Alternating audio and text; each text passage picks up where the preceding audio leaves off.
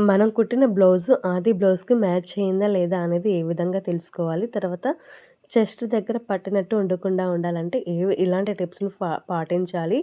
చంక లూజు, తర్వాత chest loose 2 కూడా పర్ఫెక్ట్‌గా ఆది బ్లౌజ్‌కి మ్యాచ్ అయ్యాయా లేదా అనేది ఏ విధంగా తెలుసుకోవాలి అనేది నేను ఈ వీడియోలో మీకు ఎక్స్‌ప్లెయిన్ చేస్తానండి. Welcome back to our channel.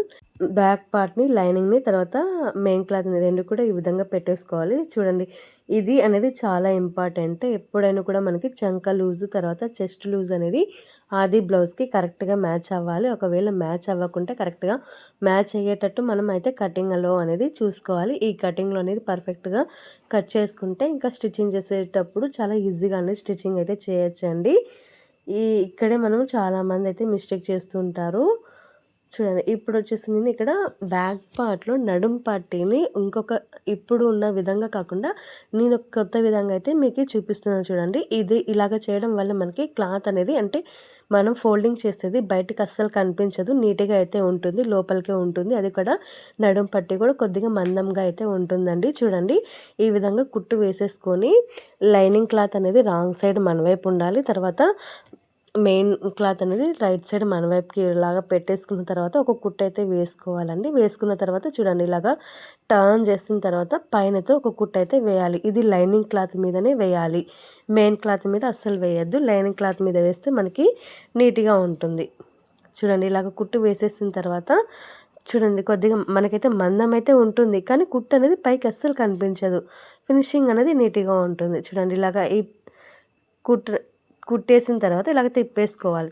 తిరగదీసుకున్న తర్వాత పైన లైనింగ్ క్లాత్, తర్వాత మెయిన్ క్లాత్ 2 కూడా నీట్‌గా క్లాత్ అంతా ఇలాగ అనుకుంటూ నీట్‌గా అయితే ఫోల్డింగ్ చేసుకుంటూ స్టిచ్చింగ్ అయితే టోటల్ అంతా కూడా మనం నీట్‌గా చేసుకోవాల్సి ఉంటుందండి. చూడండి, ఇలాగ ఎక్కడికప్పుడు మనము ఇలాగా నీట్‌గా అనేది చేసుకుంటూ ఉండాలి. నెక్ మొత్తం కూడా ఇలాగా ఎక్కడే కూడా నెక్ని సాగదీయకుండా కరెక్ట్‌గా ఎలా అయితే ఉందో సేమ్ ఇదే విధంగానే మనమైతే స్టిచ్చింగ్ చేయాలండి. నెక్‌ని ఏమాత్రం కూడా సాగదీయకూడదు. ఒకవేళ మనం నెక్‌ని సాగదీస్తే అంటే పట్టినట్టు ఉంటే గన ఈ నెక్ అనేది ఎక్కువైపోయి షోల్డర్స్ డ్రాపింగ్ ప్రాబ్లమ్ అయితే ఉంటుందండి. సో అలా ఉండకుండా ఉండాలంటే కంపల్సరీగా మనము ఇలాగా నీట్‌గా అయితే స్టిచ్చింగ్ అయితే చేసుకోవాల్సి ఉంటుంది. మీరు చూసుకుంటూ ఉండాలి ఎప్పటికప్పుడుకి ఎక్కడన్నా మనకి క్లాత్ లోపలిది మెయిన్ క్లాత్ అనేది ముడతలేమన్నా పడిందా అనేది చూసుకుంటూ నీట్‌గా అయితే స్టిచ్చింగ్ అనేది చేయాలి. ఒకవేళ లోపల ముడతలుంటే అప్పుడు క్లాత్ ఎక్కువ అయిపోతుంది కదా! సో అప్పుడు మనకి ఫ్రంట్ అంటే లైనింగ్ క్లాత్ టైట్‌గా ఉండి మెయిన్ క్లాత్ లూజ్‌గా ఉండడం జరుగుతుంది. ఇప్పుడు చూడండి, మనం టక్స్‌లు అయితే వేస్తున్నాం కదా! టక్స్‌లు వేసేటప్పుడు ఈ టిప్ అయితే ఫాలో అవ్వండి. కరెక్ట్‌గా మనకి క్లాత్ అనేది లోపలిది, తర్వాత బయటది పర్ఫెక్ట్‌గా ఒకటే లెవెల్‌లోనే ఉంటుంది. ఎక్కువ తక్కువ రాకుండా చూడండి, ఇలాగ నీట్‌గా ఫస్ట్ ఒక కుట్టు వేసేసి ఇలాగ ఎన్నికి తిప్పేయాలి. ఇప్పుడు ఈ క్లాత్‌ని మనం ఇలాగ పట్టేసుకొని 1/2 ఇంచ్ అనేది మనం మార్కింగ్ వేసుకున్నాం కదండీ స్టార్టింగ్ అంటే కటింగ్ చేసేటప్పుడు. సో ఈ 1/2 ఇంచ్ అనేది కవర్ అవ్వాలి. చూడండి, ఇలాగ నీట్‌గా వచ్చేస్తుంది. పర్ఫెక్ట్‌గా ఉంటుంది. హాఫ్ ఇంచ్ టోటల్ 1 ఇంచ్ అవుతుంది. ఇక్కడ 1 ఇంచ్ అనేది మనకి కవర్ అయిపోతుంది. ఇప్పుడు బ్యాక్ పార్ట్ అయితే కంప్లీట్ అయిపోయింది. ఇప్పుడు ఫ్రంట్ పార్ట్‌ని నేను ఇక్కడ తీసుకుంటున్నాను. ఇక్కడ కటింగ్ అయితే చేస్తున్నాను. ఇక్కడ చూడండి, చాలామంది మిస్టేక్ చేస్తుంటారు. ఏం మిస్టేక్ అంటే ఇలాగా ఫ్రంట్ పార్ట్‌లో 2 కూడా ఒకే వైపుకే పెట్టేస్తారు. అంటే నేను ఇప్పుడు మీకు చూపిస్తున్నాను. 2 ఇలాగ పెట్టేసుకొని స్టిచ్చింగ్ చేయండి. ఇలాగ చేస్తే మనకి అసలుకు బ్యాక్ పార్ట్ అంటే రైట్, లెఫ్ట్ ఏదని కన్‌ఫ్యూజ్ అవ్వకుండా కరెక్ట్‌గా మనకనేది వచ్చేస్తుంది. ఒకవేళ మీరు ఒకటి కుట్టిన తర్వాత ఇంకొకటి కుట్టడానికి వేసుకుంటే అప్పుడు మనం మిస్టేక్ చేస్తాం. 2 కూడా ఒకే వైపుకే పడే ఛాన్స్ ఉంటుంది. సో అలాగ చేయడం వల్ల మనకి వర్క్ అంతా కూడా డబల్ పని అయిపోతుంది కదా! అలా లేకుండా ఉండాలంటే ఖచ్చితంగా మీరు ఇట్లా ట్రై చేయండి. చాలా హెల్ప్ అవుతుంది. అంటే మనం డబల్ పని చేసేదానికంటే ఇలాగ ఒకసారి చెక్ చేసుకుంటే ఫస్టే క్రాస్ చెక్ చేసుకోవడం వల్ల వర్క్ అనేది త్వరగా అయితే కంప్లీట్ అయిపోతుంది కదా! సో ఇది చూడండి, ఇప్పుడు మనం ఫ్రంట్ పార్ట్‌కి డాట్స్ అయితే వేస్తున్నాం చూడండి. డాట్స్ వేసేటప్పుడు మనం ఆల్రెడీ మార్కింగ్ చేసుకున్నాం కదా! దీని మీద అయితే ఒకసారి ఇలాగా కుట్టు వేసుకోవాలి. కుట్టు వేసేసుకున్న తర్వాత చూడండి, ఇలాగ టర్న్ చేసేసి నీట్‌గా స్టిచ్చింగ్ అనేది చేసేసేయాలి.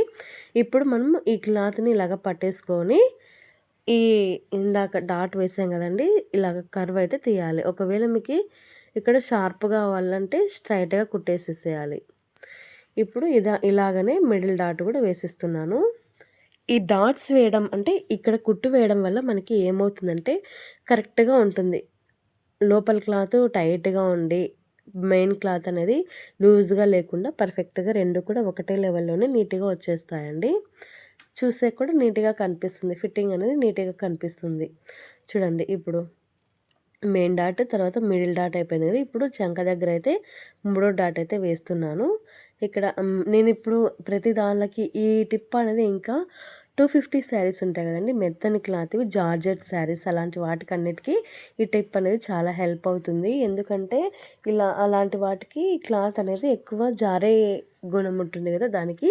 సో, ఇట్లా కుట్టు వేస్తే మనకి ఫినిషింగ్ అనేది నీట్‌గా ఉంటుంది. చూడండి మనకి ఎక్కడ కూడా టైట్ లూజ్ రాకుండా పర్ఫెక్ట్‌గా అయితే షేప్ అనేది వచ్చేసింది కదా! ఇలాగ వచ్చేస్తుంది. ఖచ్చితంగా మీకు ఒకవేళ ఈ టిప్ తెలియకుంటే మీరు ఒకసారి ట్రై చేయండి. ఇంతగా నేను చెప్తున్నాను కదా! ప్లీజ్ మన ఛానల్‌ని సపోర్ట్ చేయండి. వీడియోని లైక్ చేయండి. ఇలాంటి వీడియోస్ కోసం మన ఛానల్‌ని సబ్స్క్రైబ్ చేసుకోండి. చూడండి ఫ్రంట్ పార్ట్ అయితే ఇలాగ నీట్‌గా వచ్చేసింది కదా! రౌండ్ కూడా చూడండి యూ షేప్ అనేది పర్ఫెక్ట్‌గా వచ్చేసింది కదా! కప్ షేప్ కూడా నీట్‌గా వచ్చింది. ఒకవేళ కొద్దిగా ఇటు ఇటు ఉన్నా మీరు ఇలాగ కట్ చేయండి. దీనివల్ల డిఫరెన్స్ అయితే ఏముండదు. చూడండి నీట్‌గా వచ్చేసింది కదా! ఒకటే లెవెల్‌లోనే ఉండాలి. టక్స్‌లు కూడా నీట్‌గా వచ్చేసేయాలి. ఇప్పుడే ఇలాగనే ఎదురు బదురు అనేది కరెక్ట్‌గా ఉండాలి ఆపోజిట్‌లో. ఇప్పుడు మనము హ్యాండ్స్ అయితే క్లాత్ జాయిన్ చేస్తున్నామండి. మన మెథడ్ మీకు తెలిసిందే కదండీ! హ్యాండ్స్‌కి ఒకవైపు మాత్రమే క్లాత్ అనేది జాయింట్ పడే విధంగా అయితే మనము కటింగ్ చేస్తాము. సో, దానివల్ల మనకి ఏం యూజ్ అంటే వర్క్ అనేది త్వరగా కంప్లీట్ అయిపోతుంది.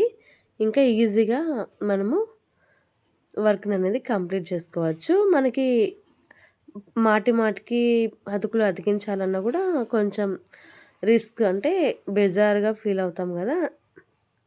సో, ఇట్లా మనం వేసుకుంటే గాని వర్క్ అనేది త్వరగా కంప్లీట్ అవుతుంది. మనకి ఇంట్రెస్ట్ కూడా ఉంటుంది కుట్టడానికి. చూడండి ఇప్పుడు నేను ఎక్స్ట్రాగా మొత్తం అంతా క్లాత్ అంతటిని కట్ చేసుకుంటున్నాను. చూడండి ఇక్కడ ఇలాగా ఒక క్లాత్‌నైతే అతికించేసుకొని క్లాత్‌నైతే తిప్పేసి కుట్టేసాను. ఇప్పుడు మనం మెయిన్ క్లాత్‌కి ఇక్కడ మనకి వచ్చిందేంటంటే శారీలో బిగ్ బార్డర్ ఒక చోట వచ్చింది. అంటే మీడియం బార్డర్ అండి. ఇంకొక చోట స్మాల్ బార్డర్ అయితే వచ్చింది. బిగ్ బార్డర్‌ని నేను ఇలాగా హ్యాండ్స్‌కి అయితే కట్ చేశాను. తర్వాత స్మాల్ బార్డర్‌ని కూడా ఇలాగా వేస్తున్నాను. అటుపక్క ఇటుపక్క మనకి జాయింట్ పడుతుంది కదండీ! ఇక్కడైతే నేను ఇలాగేస్తున్నాను. చూడండి ఇలాగ వేసేసి అతుకులన్నీ కూడా అతికించేసేసి 2 పక్కలు కూడా అయితే మనము అతుకులనేది అతికించుకోవాలి. ఎందుకంటే ఒక పక్క అయితే మనకి క్లాత్ అనేది వెడల్పు సరిపోదు కాబట్టి. ఇట్లా వచ్చినప్పుడు కంపల్సరీగా ఓపికతో అయితే మనం చేసుకోవాలండి. ఎందుకంటే వర్క్ అనేది ఒక సైడ్ మాత్రమే పెద్ద బార్డర్ వచ్చినప్పుడు కొద్దిగా రిస్క్ అవుతుంది.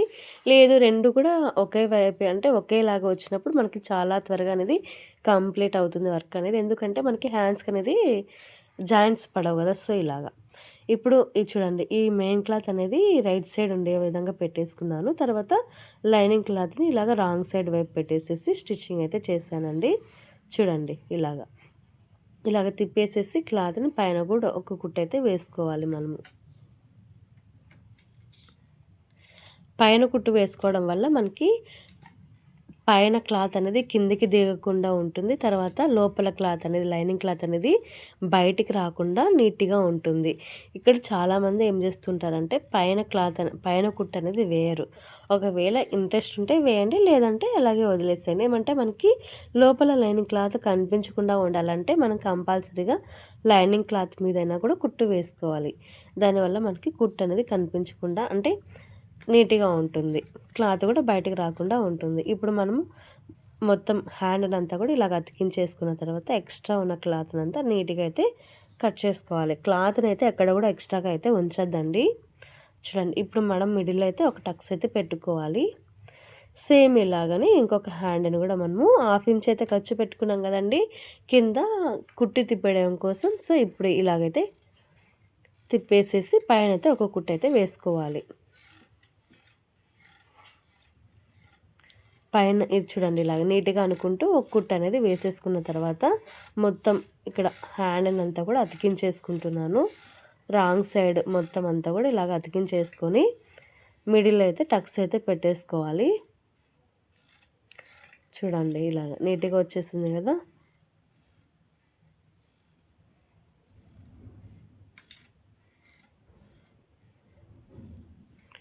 ఇప్పుడు షేప్ బెల్ట్‌కైతే మనం క్లాత్‌ని రెడీగా చేసుకుంటున్నాం చూడండి.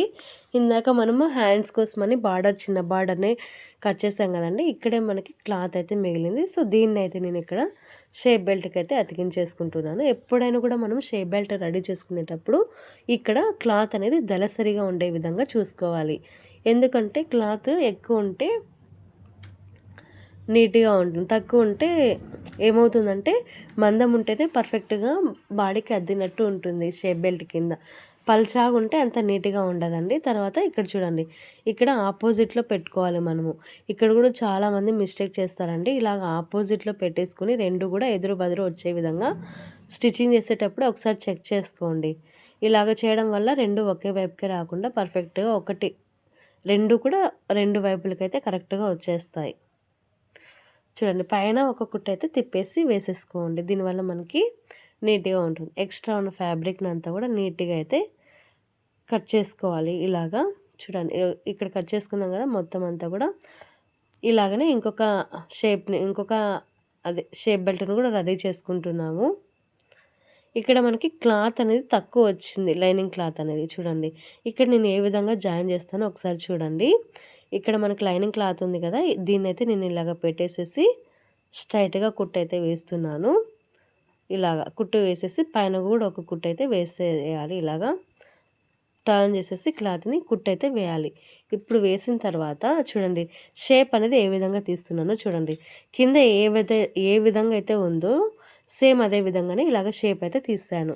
దీనివల్ల మనకి కరెక్ట్‌గా వచ్చేస్తుంది. ఎక్స్ట్రా క్లాత్ అనేది అస్సలు కుంచకూడదండి. ఇలాగ తీసేసి చూడండి ఇలాగ ఎదురు బదురు పెట్టేస్తే మనకి 2 కూడా ఆపోజిట్‌లో వచ్చేస్తాయి. ఇప్పుడు ఫ్రంట్ పార్ట్‌ని తీసేసుకొని దాని మీదకైతే పెట్టేసుకోవాలి ఇలాగా.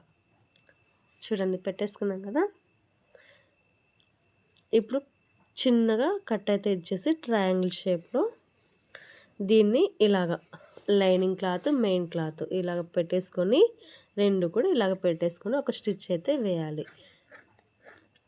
మొత్తం అంతా ఒక హాఫ్ ఇంచ్ అనేది గ్యాప్ పెట్టేసుకొని మొత్తం అంతా స్టిచ్చింగ్ అయితే చేయాలండి. ఇక్కడ మెయిన్ డాట్ వస్తుంది కదా! ఈ మెయిన్ డాట్ అనేది ఉక్స్ పట్టి, కాజా పట్టి వైపుకే మనము ఫోల్డింగ్ అయితే చేయాలి.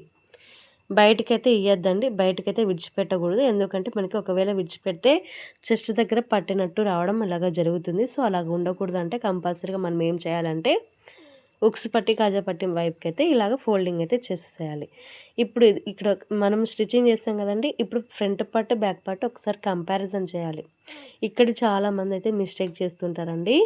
చూడండి ఇలాగా ఎక్కువ తక్కువ వస్తే చూడండి నాకు కొద్దిగా తక్కువ అయితే వచ్చింది. బ్యాక్ పార్ట్ కంటే ఫ్రంట్ పార్ట్ అనేది తక్కువ వచ్చింది కదా! దీన్ని నేను ఒక కుట్టు ఇప్పేసేసి చివరన కుట్టు అయితే వేస్తున్నాను. ఎందుకంటే ఇక్కడ నాకు మెయిన్ అంటే క్లాత్ అనేది లేదు కదా! సో, దీనికోసమైతే చివరన కుట్టి వేసేసి ఇంకొకసారి చెక్ చేసుకోవాలి. కరెక్ట్‌గా వచ్చిందా లేదా అనేది ఒకసారి చెక్ చేసుకుంటే బ్యాక్ పార్ట్‌ని పట్టేసుకొని ఫ్రంట్ పార్ట్ మీద ఇలాగ చివరన మూలలనేటివి కరెక్ట్‌గా 2 కూడా ఒక దాని మీద ఒకటి పెట్టేసుకొని కరెక్ట్‌గా చెక్ చేసుకుంటే మనకి కరెక్ట్‌గా అయితే వచ్చేసింది కదండీ! ఇలాగ వస్తే మనకి ఉక్స్ పార్ట్ అంటే బ్యాక్ పార్ట్, ఫ్రంట్ పార్ట్ ఎక్కువ తక్కువ రాకోకుండా పర్ఫెక్ట్‌గా వచ్చేస్తుంది. తర్వాత ఇక్కడ షోల్డర్ దగ్గర చూడండి ఇలాగ పెట్టేసుకొని మనం ఇందాక అతికించాం కదండీ షేప్ బెల్ట్ దీన్ని తర్వాత ఇది 2 కూడా ఒకదాని మీద ఒకటి ఇలాగ వచ్చే విధంగా పెట్టేసుకోవాలి. మనం ఇక్కడ షేప్ బెల్ట్ అనేది లోడింగ్ పద్ధతిలో చేస్తున్నామండి. ఇలాగ చేయడం వల్ల ఫినిషింగ్ అనేది నీట్‌గా ఉంటుంది. తర్వాత క్లాత్ అనేది బయటికి కనిపించకుండా ఫినిషింగ్ అనేది నీట్‌గా ఉంటుంది. ఇందాక కుట్టు వేసాం కదండీ లైనింగ్ మీద సేమ్ దీని మీదనే ఒక కుట్టు అయితే వేసుకోవాలి. చూడండి ఇలాగా. ఇప్పుడు లోపల నుంచి అయితే క్లాత్‌ని అంతా కూడా తీసేసుకోవాలి. దీనివల్ల మనకి నీట్‌గా ఉంటుంది. చూడండి ఎక్కడన్నా కొద్దిగా ఎక్కువ ఉంటే కట్ చేసేసుకోండి. దీనివల్ల ఏం ప్రాబ్లం ఉండదు. చూడండి ఇప్పుడు సేమ్ ఇదే విధంగానే ఇంకొక సైడ్ కూడా మెయిన్ అంటే షేప్ బెల్ట్‌ని అయితే అతికిస్తున్నానండి. ఇలాగా ఒకదాని మీద ఒకటి పెట్టేసుకొని హాఫ్ ఇంచ్ ఖర్చుతోటి మనము ఒకటే లెవెల్లోనే మెయింటైన్ చేయాలి. ఇక్కడ మెయిన్ డాట్ ఉంది కదండీ దీన్నైతే ఉక్స్ పట్టి, కాజా పట్టి వైపుకైతే ఇలాగ ఫోల్డింగ్ చేసేసి హాఫ్ ఇంచ్ ఖర్చుతోటైతే మార్కింగ్ చేసేసి నీట్గా అయితే స్టిచ్చింగ్ అయితే చేస్తున్నాను చూడండి. ఇప్పుడు ఫ్రంట్ పార్ట్ బ్యాక్ పార్ట్ మనము మార్కింగ్ అంటే చెక్ చేసుకుంటే మనకి కరెక్ట్గా వచ్చింది. ఇక్కడ షోల్డర్ దగ్గర నుంచి ఇలాగ ఫోల్డింగ్ అయితే చేసేసుకొని చూడండి, ఇందాక మనం ఖర్చు అనేది అతికించాం కదా షేప్ బెల్ట్, సేమ్ దీని మీదనే కుట్టు అనేది వేసాను. ఇక్కడ కుట్టు వేసేటప్పుడు మీరు ఒకటి గుర్తు పెట్టుకోవాలి, లోపల ఉన్న క్లాత్ని అస్సలు వేయకూడదు. దీని మీద వేయకుండా కరెక్ట్గా ఇందాక వేసిన కుట్టు మీదనే వేయాలి. దీనివల్ల లోపల అంటే లోపల ఉంటుంది కదా క్లాత్, దాని మీద కుట్టు అయితే పడదండి. మరి పడితే ఇబ్బంది అవుతుంది కదా, లోపల నుంచి మనం కుట్లు ఇప్పుకోవాలంటే ఇబ్బంది అవుతుంది కదా, సో దానికోసం చెప్తున్నాను. ఎక్స్ట్రా ఉన్న ఫ్యాబ్రిక్ అంతా నీట్గా అయితే కట్ చేసేసుకున్నాను చూడండి.